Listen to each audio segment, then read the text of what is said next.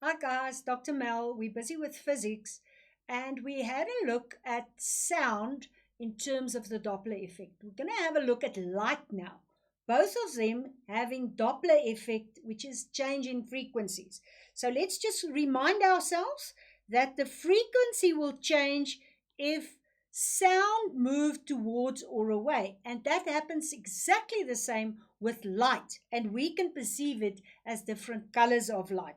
What we did in grade 10 was to see that white light here, when it goes through a prism, it actually breaks up into the spectrum, with red being at the top, and then you find orange, yellow, green, and blue, and violet. So what happens here is that red has got a longer wavelength, therefore a low frequency, and violet has a shorter wavelength and a higher frequency. Now you can see where we're getting to when we get to Doppler. Remember when we did sound, we said this is the lower frequency. So what we'll see now, as we indicated now, the lower frequency will be red. You'll see it as red. And the higher frequencies, can you see here, will be the blue. So this will be the blue with a higher frequency. That's how we saw it with the sound. Now let's have a look at the spectrum. So on this side we've got red, and as I said to you, it's got the lowest frequency. We also have on this side the violet and the blues, which has got the longest frequency. It means it's got a high frequency. So make sure that you've got the shorter and the longer wavelengths. That is absolutely essential for you to get to know the frequencies. Now let's get to implementing this. Stars are also sources of light, like we had in the previous lesson where we said there's an alarm going off or a siren. There's also stars that emits light, and that's equal to the sound. We as observers, remember in the first lesson, we listen to the sound. We can now see the stars' lights. And we can, from the light we see, we can perceive, are they coming towards us or are they moving away? Exactly what happened here. When it moved towards us, the frequency is increased and we'll see blue light. When it moves away, you will see red light. So that's the indication where the stars are moving. So let's go back. Stars moves nearer to the earth. It increases the frequency and you'll see a blue shift because it's a higher frequency. When stars are moving away, it's a lower frequency, therefore a red shift. And this diagram explains it very clearly. The frequency is increasing here, it's shifting to blue.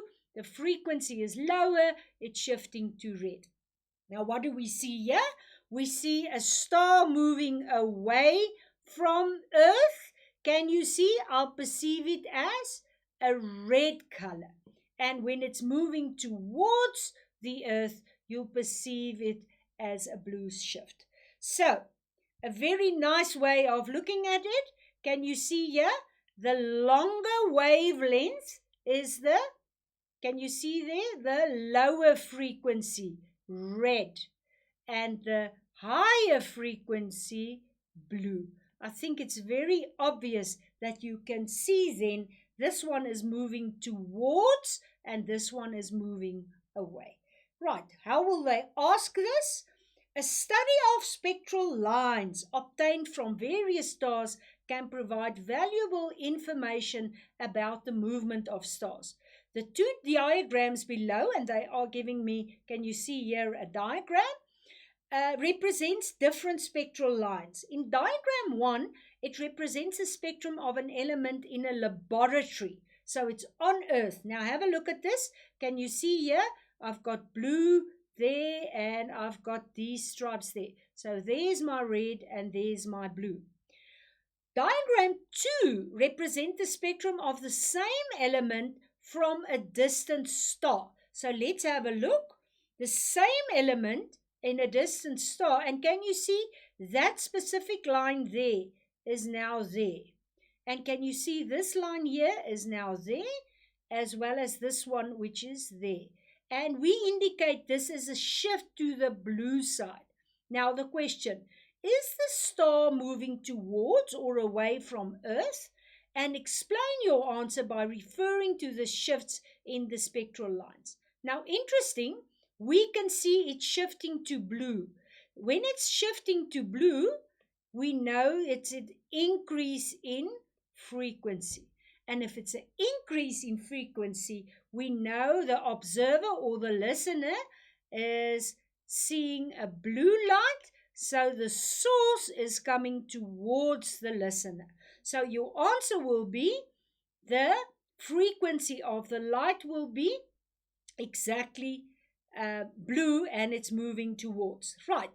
A next question. Spectral lines from star X in an observatory. So that's a place where you study stars, is observed to be redshifted. Now, it's immediately when you see redshifted, you've got to know it's moving to a lower frequency, therefore away. Those type of clues, I immediately write down what am I reading. Now they're asking me, explain the term redshifted in terms of wavelengths. Now you know red has got a lower frequency but a higher wavelength or a longer wavelength. So I can say it's moving towards the red with a longer wavelength, therefore away. Will the frequency of the light observed from the star increase, decrease, or remain the same? While the frequency we answered up here will decrease because it's a redshift. It's important, guys, that you've got your theory where your frequencies increase as blue and your frequency decreasing as red. So we've got that question answered. Now, it's important now to see that it's a very small question in terms of red and blue shift, but it's question marks that you have to get full marks for. So you have to be able to state Doppler's effect and then explain red shifts or then blue shifts. And let's just quickly have a look at this again. If it's shifting to the blue, the frequency is increasing and it's moving nearer. If it's a red shift, the frequency is decreasing and it's moving away. That's all you have to know about the stars and light and Doppler. I hope you enjoyed Doppler. Bye-bye.